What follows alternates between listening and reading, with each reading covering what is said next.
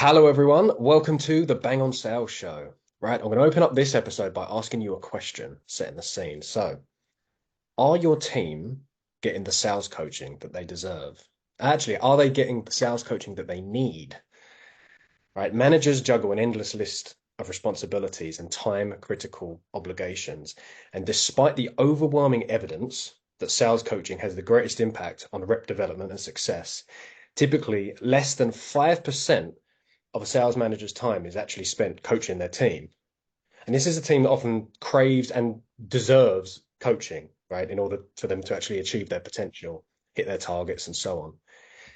My guest today was compelled to address this gap with a platform and expert coaches that teams and reps need, right? So, my guest today has recruited the most talented sales coaches from across the globe.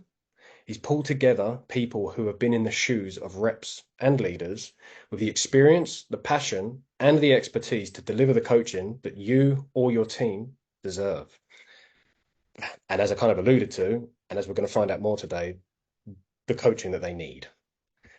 How's that? It's not a bad opening pitch, is it really? I think that sounds all right. Well, I guess Sounds I'll see when pretty we watch light. it. Yeah, but so yeah. So I guess in closing, my guest today is author of he's a number one. Are you a bestseller? Oh yeah, You bestseller? yeah, I feel like you've added this note here. yeah. Anyway, I'm getting author of properly. bestseller Problem Prospecting, and he's also the co-founder and head of sales for MySalesCoach, Mark Ackers. How you doing, Mark? I'm good, thanks, Mark Bangs. How are you? Yeah, I'm good. I'm good. Did I do you justice there? Yeah, no, good, Yeah, good solid intro for a first time as good. well. So yeah, no, I like it. Nice, nice. So I, I mean, I've done a bit of it there, but do you want to maybe tell us a bit about yourself to open things up?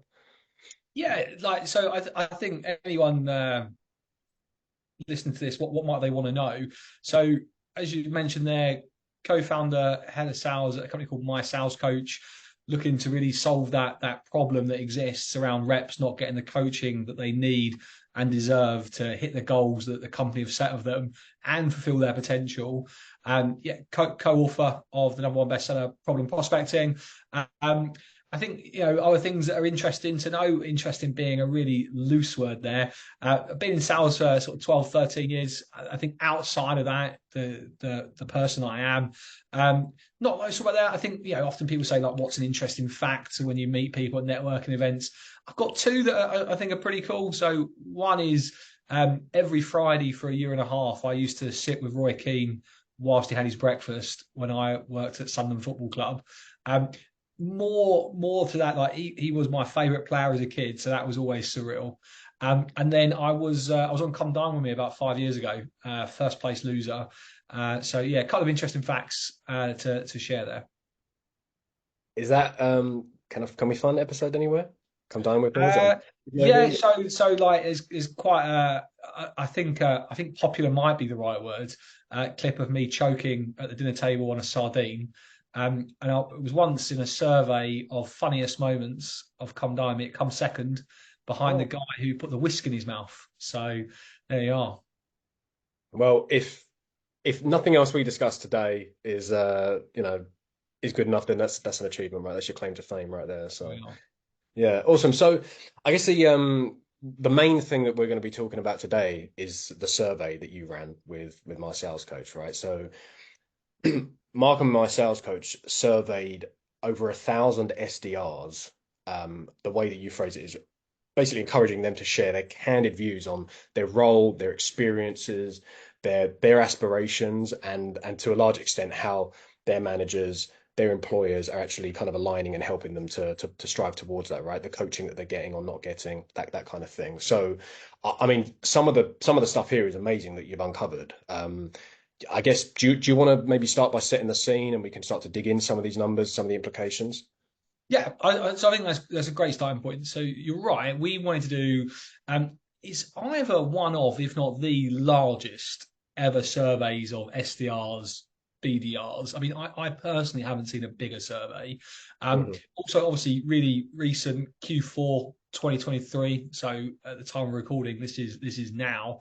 Um, it was an anonymous survey, like you could complete this anonymously, and then we've looked at the data, and some of the findings are quite grim, to be honest, Mark. Um, No. not loads of it shocks me, but I think having it there in black and white, quite damning. And it's a role that I love. Like I've been an SDR. I started out in marketing, moved to being in sales pretty quickly. But I started off as an SDR in a sales sense. I always make a joke. It wasn't called that back then. Like it was a different role in lots of ways. But Telesales, telemarketing, something business like development executive, actually. that. So Oh, yeah, a posh title.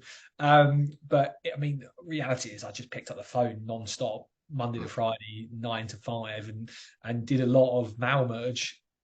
Which obviously not proud of, but back then, like that's what we had. We didn't have like sequencing tools. There was no automation. There was no AI. Everything was manual. And yeah, I learned how to mail merge as well. And look, you throw enough stuff sticks, right? So had some success with the mail merge, but largely it was cold calling. And it's a role that I loved. I really enjoyed that role. Many times I thought to myself subsequently, like, should I just go back to doing that role? Like, I really enjoyed it. It's a role where you are in complete control of where you spend your time, how much effort you put in. You can be having a crap day until 4:55. You make one more call, book a meeting. It's been a great day. You go home, like it's instant reward and gratification there. And obviously not loads of stress as well. Or certainly wasn't in my day. And now, like 10 plus years later, looking into how SDRs, BDRs are finding the role today, it was really sad. So yeah, we carried out a lot. We asked a lot in the survey, I should say. I think what might be helpful is just sharing, I suppose, who took part in the survey as well. So one of the first questions we asked, Mark, was, look, is this your first role as a SDR? 53.4% said yes, 46.6% said no. We then asked them, how long have you been in the role of an SDR? Kind of just summarizing that, just over a third are in their first 6 months, so essentially ramping. A quarter of them are ramped, sort of 6 to 12 months in the role, and a third are more experienced, sort of 12 plus months as an SDR. So really kind of a nice mix there of new to the role, second role, and level of experience in the role as well. Yeah. yeah. And it's interesting because one of the, I've got my notes here. One of the first points I put that I wanted to bring up with you was, so I'm very conscious that the average, at least my understanding of it, the average tenure of a salesperson is shockingly short. It's sub 12 months, right? In most companies, I guess it depends on the sector, the industry and whatnot. But the stat that stood out to me is, I'll just read it out. So although only 10% the people that you surveyed don't think they will, but what was it, 10%? Yeah, I'll frame it the other way. So 90% think that they will still be in sales 5 years from now, but almost half don't think that they will be with their current employer in the next 12 months, right? And I mean, that says a lot, doesn't it, about whether it's, but perhaps you can speak more on this, but the growth opportunities at their current company or the support that they're getting or just overall the fulfillment that they're experiencing, right? Yeah, so there's a lot to dig into, and you're right. So first of all, let me just get the exact stats for you, right? First of all, we asked about how fulfilling people find the role as an SDR. Only 1 in 12 described their role as very fulfilling, and as I say, that made me sad. Um, I would say then looking at this data again, we had just over a third. Sorry, yeah, just 1 in 12 said it was very fulfilling. More than half, like so, disappointingly, 56% said they either didn't find it fulfilling or only somewhat fulfilling. So, like straight away, we're seeing that a lot of SDRs are not finding that role fulfilling. Um, and then we asked them, well, in that case, do you think you'll be in sales in 5 years' time? And this is where just over half said straight away out of the gate, look, I believe we'll be in sales in 5 years' time. 1 in 10 said no. So about, like you say, 10% said no. 10% said it was too early to say. And then there was a few just unsure. But what I'm taking from that is whilst people are unfulfilled in the role, they are committed to the career of sales, right? They see themselves, like a large amount, see themselves in sales in 5 years' time. So then it was like, okay, but where's that going to be? Is that going to be with your current employer? And this is uncomfortable. When we asked them confidentially, do you think you'd be an employer in 12 months' time? Only half thought they would be, like 51.9%. The other half were mostly unsure. Like 1 in 5 think they won't, and a small percent declined to tell us the answer when given the choice. With yeah, and I think we know what that means, right? 1 in 5 declined, saying they won't. So yeah, 26.4% said they won't. Small percent declined to give us the answer. 20% said no. So again, 48% are saying not sure or they won't be with their current employer in Yeah. 12 months' time. So yeah, pretty sad really. And you think to get an SDR in, and bear in mind half of these first timers, and we got a third are in the first 6 months. Like to get an SDR in, the cost associated with that, the ramp time with that, and then we're losing them quickly as well is a real shame. And I've got a few theories as to why that is, but yeah, it's grim. So what's going on? Like why are people SDRs? Why are we not fulfilled? Why are we not why do we not want to stick with our employer? Like what's going on there? So I think there's a few things. Like one of the things that I've definitely seen, and the last year obviously has played a big impact on this. We all know this has been a difficult year for sales profession for the sales profession 2023. But one of the things that I've seen certainly over the last 3-4 years is that bubble growing and growing, growing until it burst, and you had large SaaS companies glamorizing the role by huge salaries, huge OTEs, big perks, right? Trying to get as many people into the role as possible. But then there wasn't room for them. They couldn't promote them. And they were quite ruthless in who they let go. But what that did is that created almost like one salary hostages. Like, well, hang on, I got this salary here. I want that salary elsewhere. Other businesses were trying to compete with that. And then, of course, those that got into the role, they'd been promised join now, you'll be an AE within 12 months. And either they're getting promoted and failing, or they're not getting promoted. And then they're kind of, again, salary hostages or trying to move. So quite a lot's happened in the sense of over the last 3-4 years, I suppose, to summarize, big promises will be made to SDRs in terms of salaries, like packages and promotions. That hasn't come true for a lot of people. They've been ruthless in who they let go. They've created salary hostages. And then, of course, they've also overpromised people what they can expect from the role. So I think there's a lot there, and you see that. Like I've hired SDRs for the last, I don't know, 7 years, and in the last couple of years hiring, some of the demands that SDRs want from the role as well. Like they want to see the high salary, the high OTE, but they want to see the super quick progression as well. And it's kind of like almost be careful what you wish for, but it makes it really competitive. Yeah, and what do you think on, you've got someone who's, I don't know, early 20s, let's say, relatively junior, still in an SDR role, maybe whether it's 1, 2, 3 years in. As you kind of alluded to there, AE, account exec, is viewed as that by the majority, I guess we could say, and I think your data backs this up. It's viewed as that's the next step, right? What what can you recommend to, I guess, SDRs that are in that position in terms of what do they need to be looking for in terms of like a clear, not just here's the opportunity for this role, but here is actually a structured kind of road, towards that, a pathway towards that, so that they're not going to fail straight away, as you said in some examples. Yeah, so first of all, I don't think enough people say this, but it is okay to continue being an SDR for a much longer period of time, right? Like there's no shame in that role. That is a vital role, and you've got to be so talented to be a successful SDR.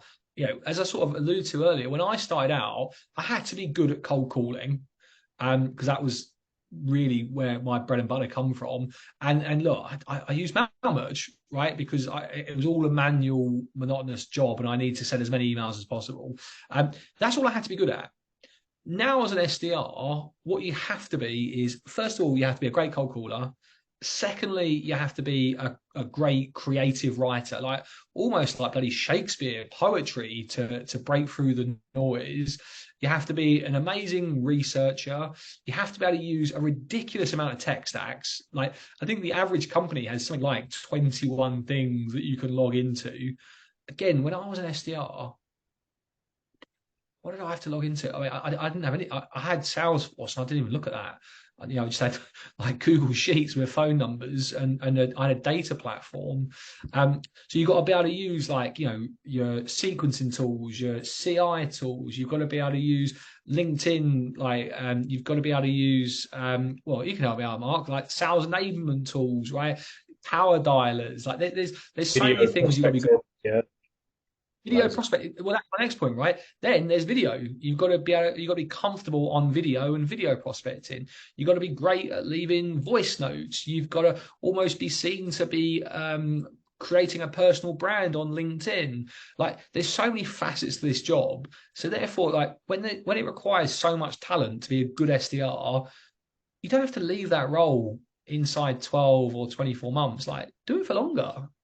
I know people that make an incredible salary as an SDR and they're really happy.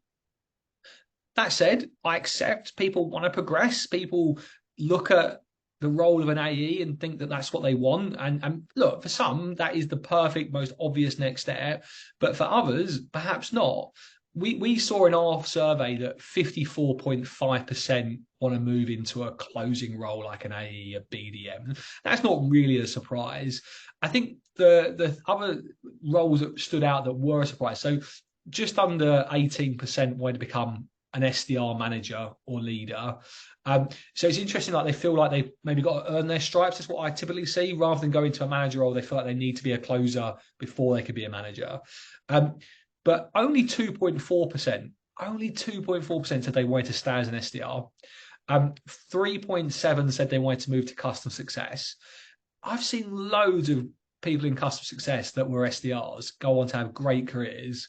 2.3% sales enablement and 2.6% revenue operations.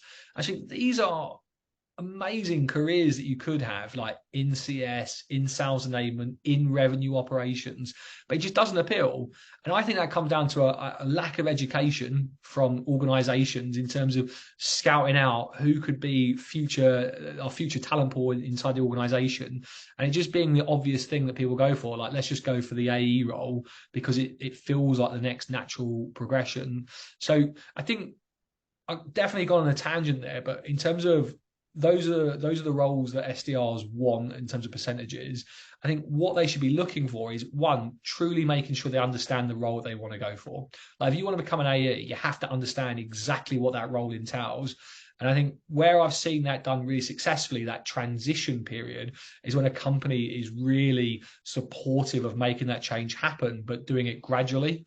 The bridge group, so I've got some data here, Mark, right? So 26% of SDRs who take on the AE role fail in general. Like 26% will just fail regardless of the situation. And that was linked. So this is all the bridge group, that was linked to the shorter the tenure as an SDR, the higher the failure rate. So if you've been an SDR for 11 months or fewer, the failure rate was 55%. Whereas if you've been an SDR for 16 months or more, it was just 6%.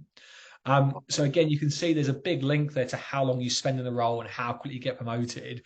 But then that links back to our survey, seeing that people want to get promoted, they want to get promoted quickly, they're not fulfilled in the role, and they're not enjoying it. And then there's loads of challenges that they share with us that they're facing as well. Yeah, does that answer your question? I feel like I've spoken for so long, I forgot what you asked me. I think I forgot as well, actually. But no, that's really interesting, though, and it's all relevant stuff. So, for anybody that's watching this or listening to this that still isn't convinced by that in terms of stay in the SDR role for a little bit longer, what it's kind of an obvious one, but why is that? Like staying an extra 6, 12, even 24 months, 2 years longer in the SDR role, why is that going to help someone be more successful if and when they move into a closing role? Because of all the skills needed to be a successful SDR, transition perfectly when you're an AE.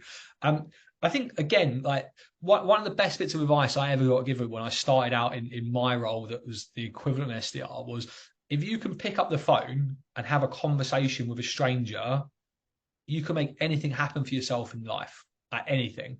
And that's always sort of stuck with me. And of course, being an SDR is much more than cold calling. When you become an AE, it is all about having conversations. Therefore, one of the frustrations I see actually, this is a side tangent, but when SDRs hide behind email and automation, I believe one of the reasons they fail as an AE is because they've avoided having those conversations over the phone. When they get promoted, therefore, and have to start having conversations, they're like, I've never done this before. Like I used to just bang you in a sequence, or I used to just use AI to help write an email. Now I'm having to think on my feet live with a prospect who's giving me objections left, right, and center, asking me difficult questions, and they've missed out on that key educational piece. So I think one, the data shows that if you move up quicker, you're more likely to fail. Two, the skill sets that you learn as an SDR will fundamentally help you in your next role. And that's not just as an AE or a BDM. That'll help you, of course, in sales enablement, customer success, revenue operations, being a manager, etc. Like it's all about communication. So yeah, I think the data and the skill sets and fine tuning that back that up. What do you think, sales leaders, even enablement leaders, what can they be doing to better like enable SDRs or kind of show them a clearer pathway, and not just for that AE role, but for some of the others you mentioned, CS, marketing, RevOps, and so on. Yeah, so it's on the leadership team, be that the CRO, the sales director, sales enablement, RevOps, whatever. It's on them to ensure that the SDRs know how to have a conversation with their ideal customer. And what I mean by that is typically, let's just think of any classic SaaS company hiring, let's just say 5 new SDRs start tomorrow. I can guess a little bit what their onboarding looks like. They'll spend a lot of time with the product team, learning all about the product, fancy features, fancy widgets, reporting, customization, back end stuff. They'll spend time with the marketing team, learning about how they market to their customers, marketing collateral, brochures, leaflets, pamphlets, whatever to read and consume. And therefore, when they get on the phones or they start sending emails, that's why what they say is filled with jargon and technical words and fancy like marketing words, because that's who they spent their time with. Whereas actually what enablement, sales leaders, RevOps should be doing is focusing on quality of sales conversations, their ICP, what their day looks like, and helping them be successful in that sense. Like what's going to help an SDR more, knowing exactly who they're calling, the frustrations and challenges they have, the language that resonates with them, the right questions to ask, or what reports they can generate by a couple of clicks of a dashboard. Most SDRs, if not all, have never done the job of the person they're reaching out to. Mhm. Therefore, we need to help educate them on what that person's world looks like. I think, in my career, I've sold to, well, I say sold to, when I was an SDR, I booked meetings, which would be more accurate. But in my first role, it was like heads of assessment, heads of HR, heads of recruitment. Then it was marketing managers, hotel managers. So I've never done any of those jobs, but I was reaching out to them, trying to be relevant and trying to resonate with them. But what I was doing is really just sharing what I knew about the product, our customers, the right sort of technical language to be using, reports and dashboards. And actually, what I needed was an education on who am I reaching out to, what makes them happy, what makes them sad, what are they trying to achieve, what language do they use, what problems do we solve. I think that's the key focus that we need to be giving to sales reps to help them have better conversations, reach out to the right people, and break through the noise. Yeah. It's brilliant. It's brilliant. It's so true. And I feel like I've said this so many times over the years that, and you probably see this yourself, like oftentimes you join a company and your onboarding, your induction is basically, yeah, go and shadow whoever. It could be like one of the sellers, it could be someone in accounts or customer service or whatever it is who give you a whistle stop tour of the CRM, and then you get an email that's got like 20 PDFs attached to it, just full of product stuff, product spec. If you're lucky, you might get put through an actual formal onboarding course, but as you say, like a lot of it is just very product focused.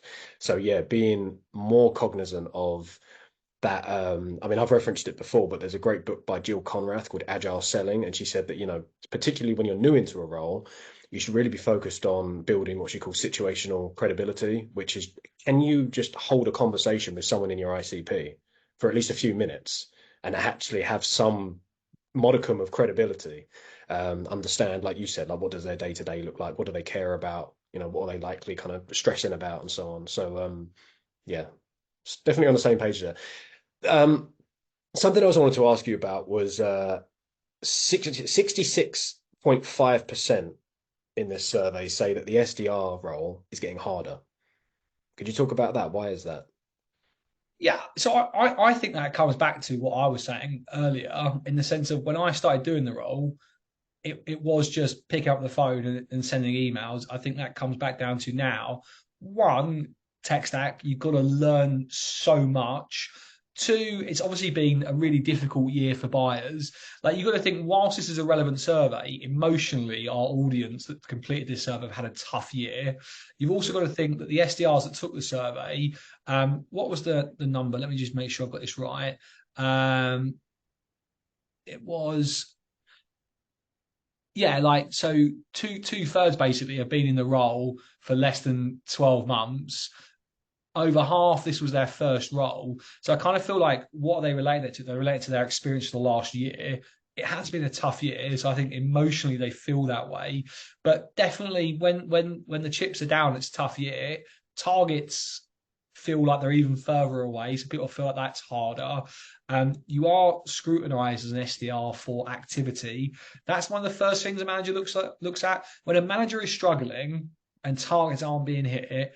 The easy thing for them to do and the lazy thing for them to do is look at metrics, because it's really easy, right? Like, I've got SDRs in my team. If I wanted to, I could have a quick peruse on the dashboard in the next 20 seconds. I could tell you how many emails they've sent today, how many calls they've made, and I could make a snap decision, have they been busy? But actually, it's much more to it than that. What managers that aren't lazy do is they go and look at the quality of that outreach. They read the emails, they listen to the calls and give them feedback. But again, because of the pressures that they're just going to apply to their SDRs, they're looking at the dashboards and the metrics. They're demanding more in a really tough economy to people that are relatively new to the role, if not the industry. They've got loads to do. Buyers are making life a lot harder as well. Like, they're not only are they trying to mitigate any decisions. There's more stakeholders involved than ever now, because they don't want to make a sole purchase. They're also being told left, right, and centre by organisations, no budget, no spending, cutbacks. So they feel less likely to take a meeting. And all this overshadowed and underpinned by the current problem that's just been there since I've known it, is the SDRs aren't getting the development they need to know how to deal with all of this. Like, they're not being coached, they're not being developed to hit the goal that's been set of them in a really tough climate and fulfill their potential. There's got to be so much more noise out there now compared to when we started as well, surely. I mean, B2B, I'm generalizing here, but B2B business decision makers at a mid to senior level, the amount of emails, cold calls, and so on, and even LinkedIn outreach that they're going to be getting compared to even, say, 5, 10, 15, say 20, LinkedIn, probably not that old, is it, 20 years ago? It must have done that, surely, right? So that's a big part of it, is you're having to work just that bit harder just to stand out, just to get someone's attention for a few seconds. Well, you are. I mean, obviously, this is going to change. No doubt you've seen the news about Google, and I think it's Microsoft or Yahoo, changing what's considered to be a bulk sender from Q1 next year. So organizations that send more than 5,000 emails a day will be considered a bulk sender. Um, that might sound like a lot, 5,000. Here's the reality. Even just having 20 people in your organization, that drastically drops to how many each person has a day. And then you've got to think, it's not just sales emails here. This is invoices, password resets, accounting, customer support, customer success, marketing newsletters, all of that on top of SDRs and AEs using tools that allow them to sign people up to sequences and mass email. What look, I'm not an expert on this, but my understanding is that, yeah, if you send 5,000 a day and you get like what is meant to be, it looks like it's going to be really low, an unsubscribe rate, like just a few unsubscribes here, you're going to get classed as a spam sender. You're going to have CEOs unable to send emails because their SDRs have tricked it by unsubscribe requests. Like this is a huge thing that is coming to our profession in the next couple of months, where businesses are going to go, SDRs can't just be sending emails anymore. Like, we need to be really careful with who we send emails to. This will change marketing as well, because I say it's all about the unsubscribe rate plus over 5,000. So SDRs are going to have to be more creative now. They're going to have to cold call. They're going to have to use other channels like LinkedIn. Like, I'm predicting you're going to start getting, I'm not a fan of this, start getting text messages, start getting WhatsApp messages. You're going to start getting messages on social media. Like, you're going to start getting more messages on LinkedIn that companies like Cognism, Zoom Info, and all those other great companies, their prices are probably going to go up, and you're going to get a lot more calls as well now. Like, email is going to be really in trouble here, and so many SDRs have hid behind it for what feels like 7-8 years now. It's gonna be a big problem. Do you see, we're kind of getting outside of the scope of the survey here, but do you see a bit of a reckoning coming?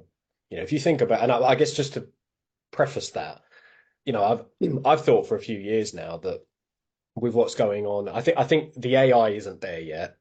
Whether or not it will get there, I don't know. But broadly, the way the tech's going, what you've alluded to there with, the bulk email sending rules and so on, I've just thought that, given the amount of spammy or just very generic outreach and people hiding behind emails, LinkedIn, and so on, I just feel like at a certain point, there's going to be a certain percentage of sellers that are just, they're either going to have to adapt or find a new profession. Maybe I'm being too harsh there, I don't know. But with what you're saying, do you see maybe a bit of a reckoning coming, whether it's at a business level or an individual rep level? So I love the word reckoning. It sounds very what's the right Like, word? ominous, right? Yeah, absolutely. So of course this is coming. I think the reality is this is a pivotal moment for sales professionals. Yeah. We talk about AI, right? So I think you said I don't ever get AI will get there.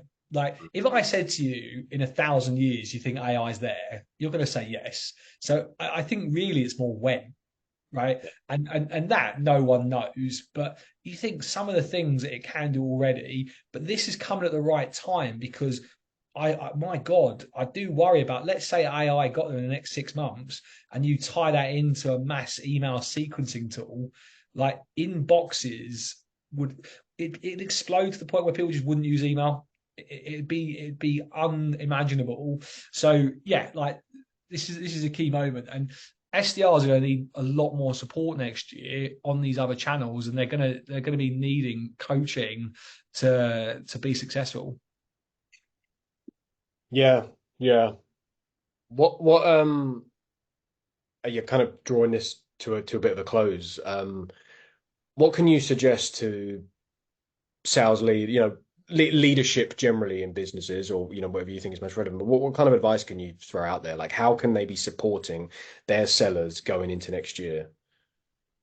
So, look, I don't think anyone's going to find a surprise that I'm going to say this, but coaching and developing their sales team is the number one thing they can do. Like, 76% of organizations cite it as a manager's number one priority, but at the minute, managers tend to spend less than 5% of their time coaching. When we asked SDRs to sort of list the biggest challenges they face personally in the role, 16% put lack of coaching as the number one challenge that they have faced in the role, right? As the number one challenge. 40% put lack of coaching in their top three challenges. Doesn't surprise anyone, I'm sure, that high expectations and targets was also in there. Burnout was really high as well. Like, it was 9% put it as the number one challenge that they face. So in terms of a manager, what we need to do is create an environment where the targets are realistic and we are helping our reps to be successful in the role by giving them the coaching and guidance that they need. And loads of data off the back of our survey showed the impact of that. We asked reps, for example, like, are they to target on day? Are they to year on date on target? How often do they get coaching? What's the quality of their coaching? And we kind of link that all up. So I'll share with you some of the things that we found. Like when we asked, how often do you get coaching? The most popular answer was weekly, which is great. Like 1 in 4 SDRs said they were coached weekly, but more than half the audience were coached at least, more than half of them were coached at least monthly as well. But alarmingly, 30% got no coaching or almost no coaching, right? So again, staggering that 30% almost never are getting no coaching, but it was the second most popular number one answer to what challenges are you facing, and in the top 3. In terms of, well, we then asked, well, how much coaching do you actually want? 81.6% of SDRs said they want more coaching. Like, it's loud and clear. They're saying, look, the role's getting harder. I am committed to sales, but I need more coaching. 81.6%. And one was like, well, you want more coaching. What about the coaching that you currently get? This was hard, right?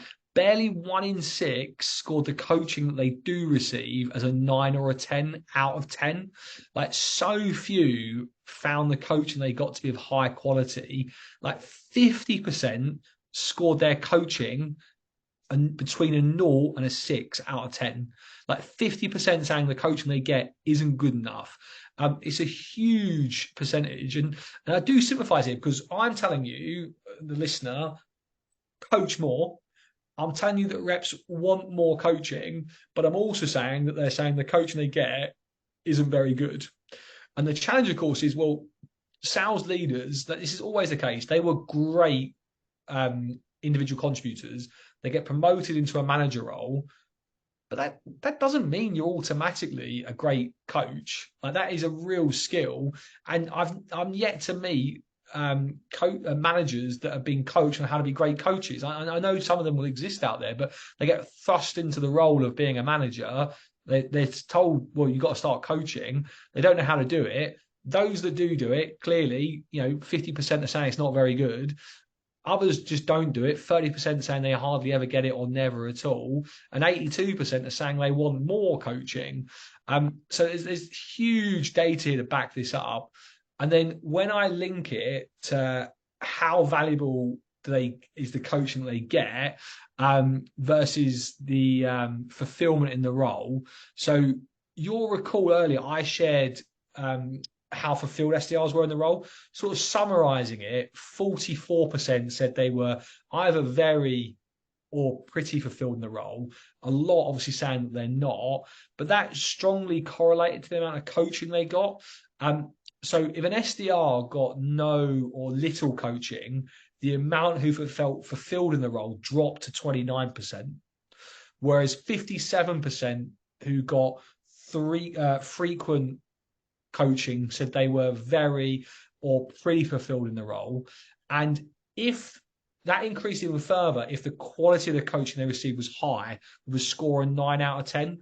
So if they got frequent and high quality coaching, 74% said they were very or pretty fulfilled in the role. So a real link there between how fulfilled people are in the role to how often they get coaching and how good that coaching is.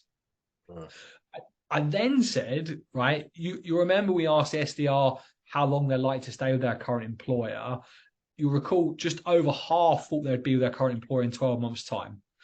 Again, that correlated so strongly to the amount of coaching they received.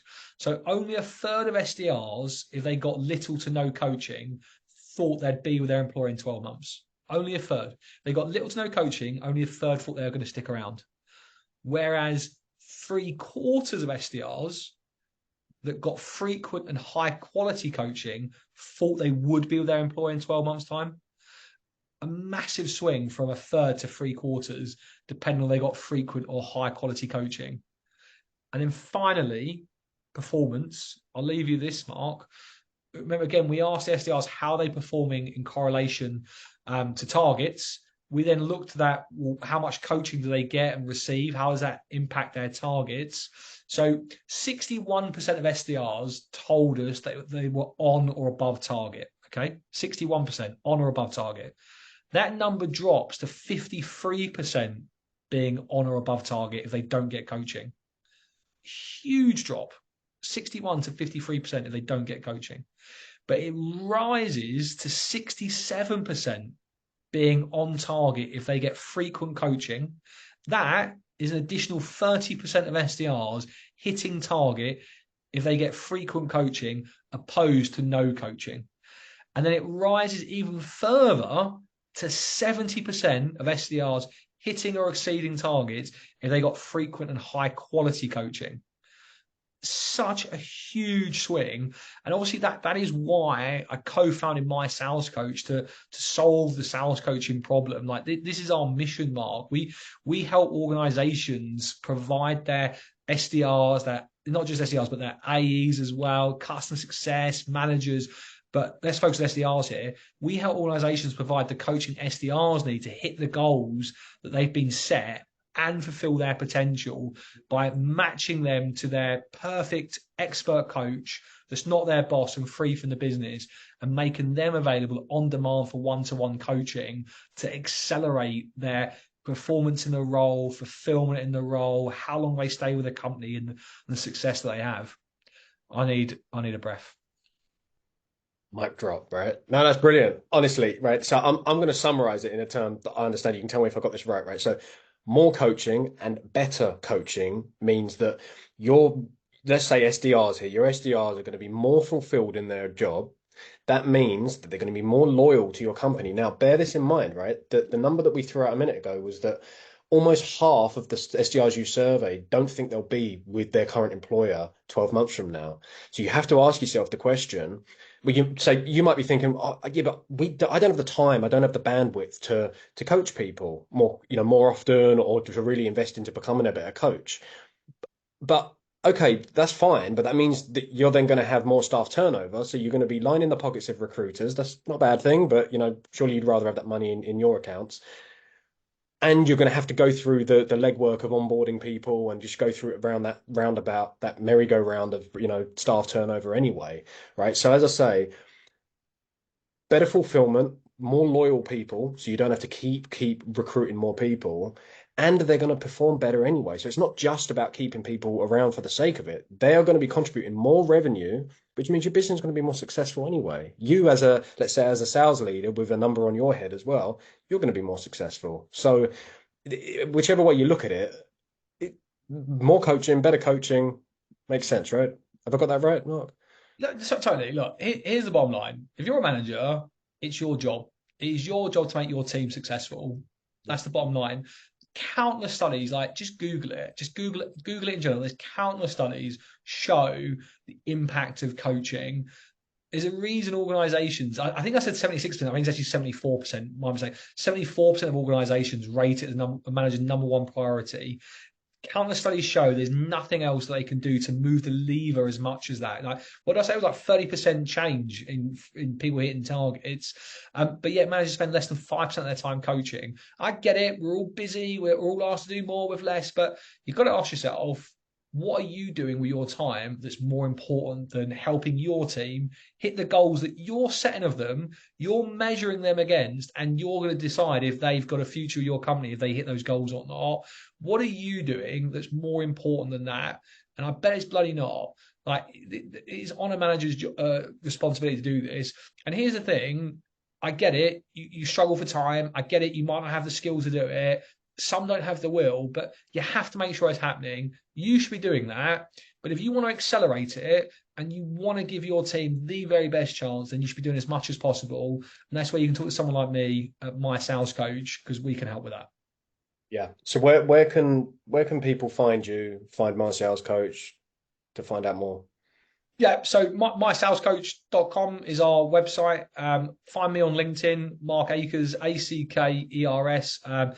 Find me on LinkedIn. You can follow and connect with me. You can book in a call. Happy to have a chat as well. But yeah, LinkedIn's where you can find me, but obviously come straight to our website as well, MySalesCoach.com. Is it Akers? Mark Akers? I thought it was Ackers. Have I got that wrong? Honestly, I wouldn't worry about it. I'm not even 100% sure myself, to be honest. Okay. All right, brilliant. Thanks, Mark. And I'm going to put the link to the survey in the description here. If I post it on LinkedIn, clips from this episode, it'll all be on there as well, so people can find it. But yeah, connect with Mark. Check out My Sales Coach. I mean, we at Lego we work with My Sales Coach. Fantastic. Honestly, I don't have a bad word to say about you guys. I think it's really good, really, really good. So yeah. Any closing thoughts? I think we've covered everything, but any final thoughts? Anything you want to say? No, I think I've given a pretty passionate statement as to what a manager should be doing at the end there. But yeah, if you want a copy of the survey, like you can just find it on our website. It's ungated. You don't even have to enter your details. Just download it. It's yours to keep. And yeah, I mean, I say it's pretty grim reading, but the headline is the clues on how to solve it are in there, right? And it all comes down to coaching, developing your team to hit their goals and fulfill their potential. Brilliant. Thanks, Mark. Good chat. Cool. Thanks, Cheers. Mark. Cheers, mate.